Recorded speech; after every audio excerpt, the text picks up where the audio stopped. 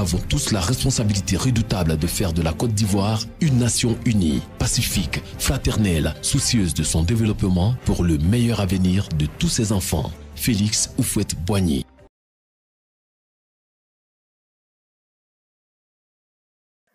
Dans cette avant-dernière vidéo du mois d'avril, tel que nous l'avons annoncé lorsque nous avons commencé ce mois, nous parlerons d'une vertu agréable qui est la vertu de la gratitude. Certains considèrent que c'est la plus agréable des vertus parce que c'est une vertu qui plaît, une vertu qui satisfait, une vertu qui charme. La gratitude, qu'est-ce que c'est que la gratitude? La gratitude, c'est le sentiment éprouvé envers la personne qui vous a rendu un service. Le sentiment éprouvé envers la personne qui vous a rendu un service, envers la personne qui vous a procuré un bienfait, en gros, envers la personne qui vous a fait du bien. Ça, c'est la gratitude. Le sentiment éprouvé envers la personne qui vous a fait du bien. La gratitude est donc un sentiment de reconnaissance, qui est ce sentiment qui nous incite à nous considérer comme redevables envers la personne de qui nous avons reçu un bienfait. Le contraire de la gratitude, vous en doutez bien, c'est l'ingratitude. Les religions invitent les croyants à manifester de la gratitude envers le Créateur. Les religions invitent les croyants à vivre même dans un état permanent de gratitude. Parce que elles expliquent que c'est du Créateur que les hommes reçoivent la vie et tout ce dont la vie est composée et tout ce qui accompagne la vie. Alors, pour cela, les religions invitent à ce qu'on peut appeler une action de grâce permanente.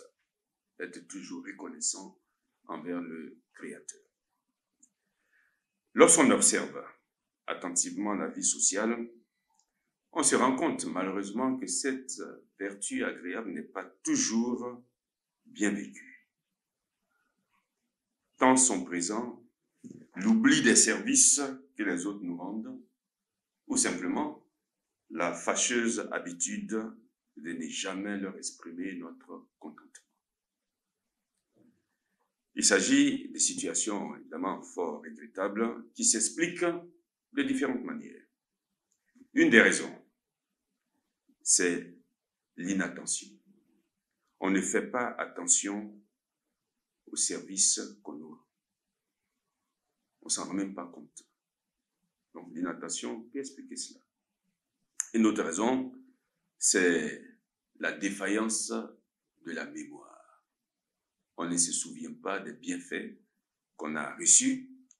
Et d'ailleurs, parfois de façon assez curieuse, la mémoire qui oublie les bienfaits, cette même mémoire, les bienfaits reçus, cette même mémoire n'oublie pas les bienfaits que la personne a fait à d'autres.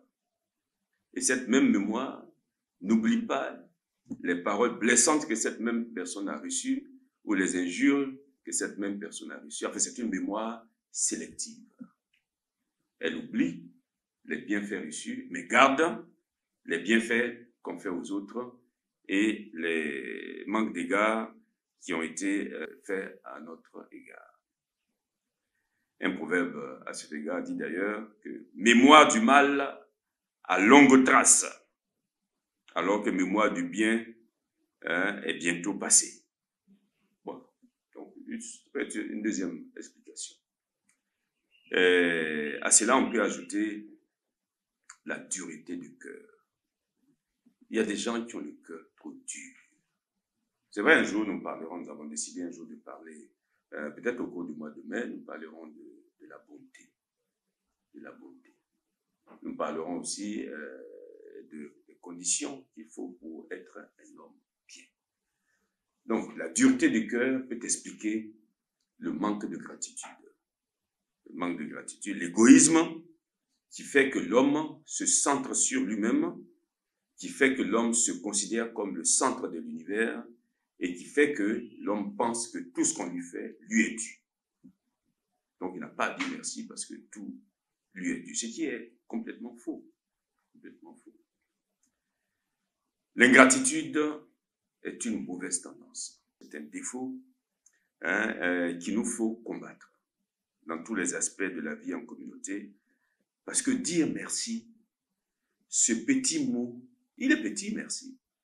Il comporte combien de lettres?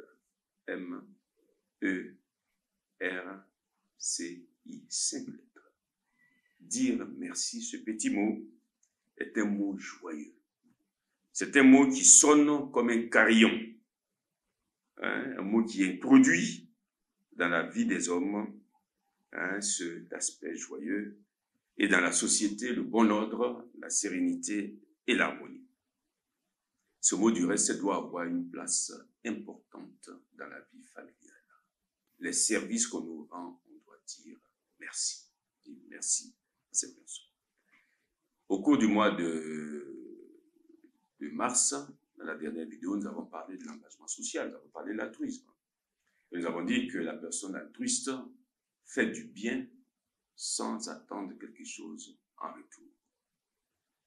Mais la personne à qui on fait du bien doit vivre la gratitude, doit être reconnaissante. Et donc, il n'y a pas d'opposition entre l'altruisme et la gratitude.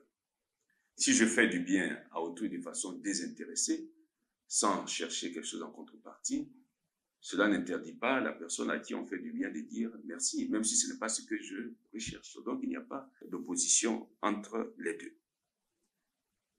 Dire merci ne demande pas trop d'efforts. Ça coûte si peu de dire merci.